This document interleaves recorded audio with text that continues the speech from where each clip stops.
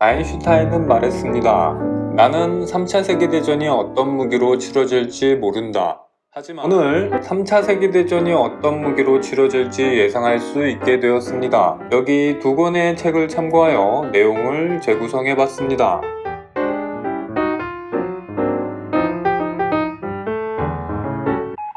때는 2025년 1월 18일. 미국 대통령 취임식이 불과 이틀 앞으로 다가왔지만 선거 결과를 두고 논란이 한창입니다.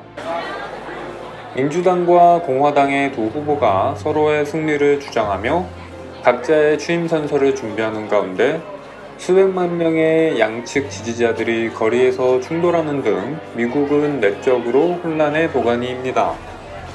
중국은 늘상 그랬듯이 이번에도 대만 해협에서 대규모 해상훈련을 벌이고 있습니다. 대만 해협 맞은편에는 인민해방군이 공수부대와 상륙공격부대, 공격용 항공기, 그리고 수천 기의 탄도미사일 등 위협적인 각종 전력을 잔뜩 배치해 둔 상태입니다.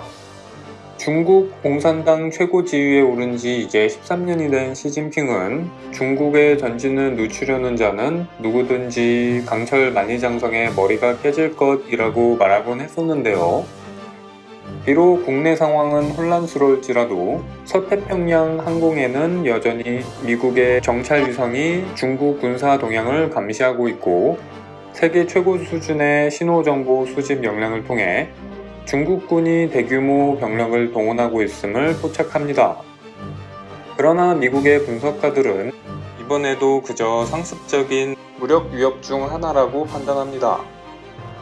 대만 국민을 불안하게 만들고 대만군을 무리하게 혹사시킬 의도로 벌이는 속임수 작전 말입니다.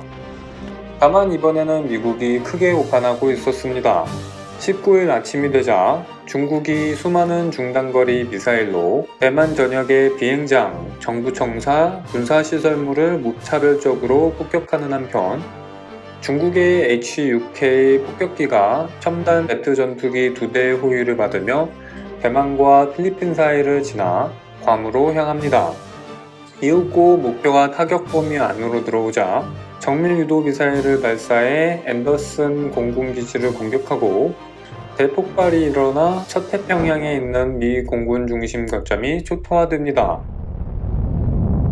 이 충격적인 기습으로 오랫동안 우려했던 중미 전쟁 그리고 3차 세계대전이 시작됩니다.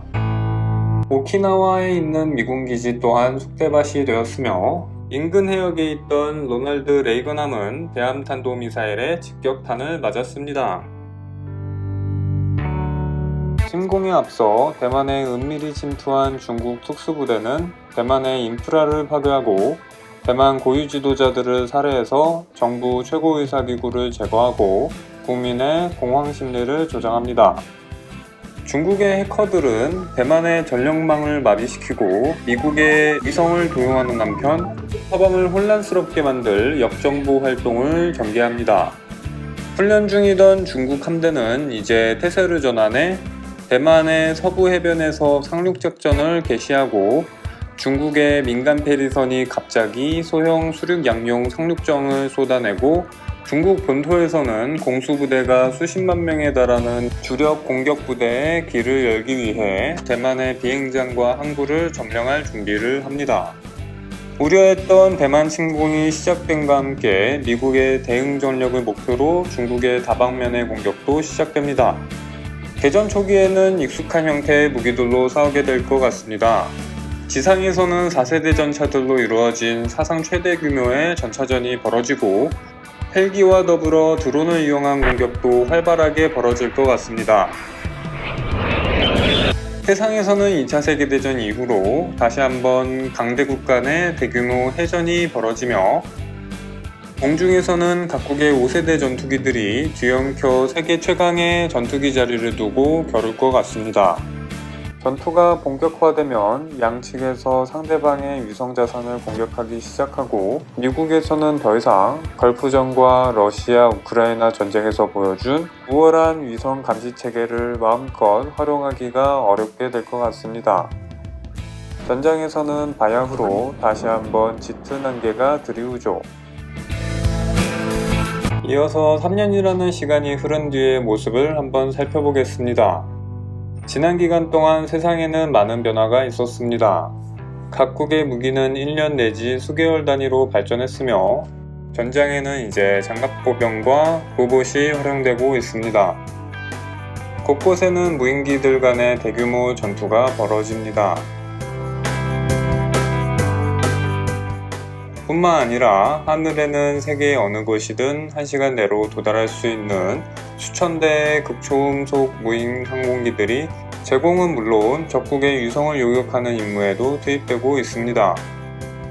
미국은 개전 초기에 잃었던 위성 전력을 어느 정도 복구하는 데 성공하며 보병은 컴퓨터 네트워크를 통해 자신이 가지고 있는 무기뿐 아니라 필요하면 멀리 떨어진 곳에 있는 로봇 시스템과 무인기에도 명령을 내릴 수 있습니다. 이 시점에서 전기는 석유 자원만큼이나 중요한 자원이 됩니다.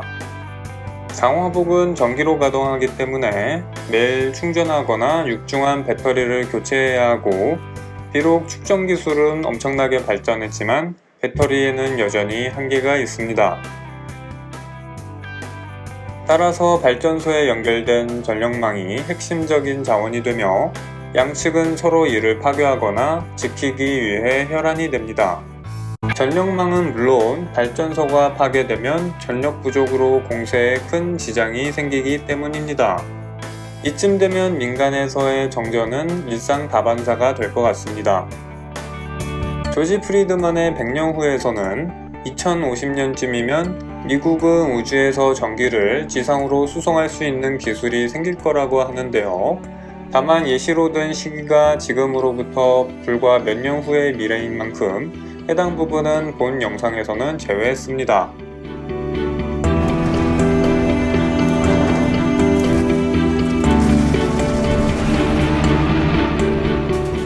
콜 오브 듀티 블랙옵스2의 작중 배경은 미중 패권 경쟁이 한창인 2025년으로 앞서 언급한 강화 외골격, 무인 항공기 및 차량 외에도 다양한 신형 무기가 등장하는 근미래 전장을 체험해볼 수 있으니 관심이 있으신 분은 해보시는 것도 좋을 것 같네요.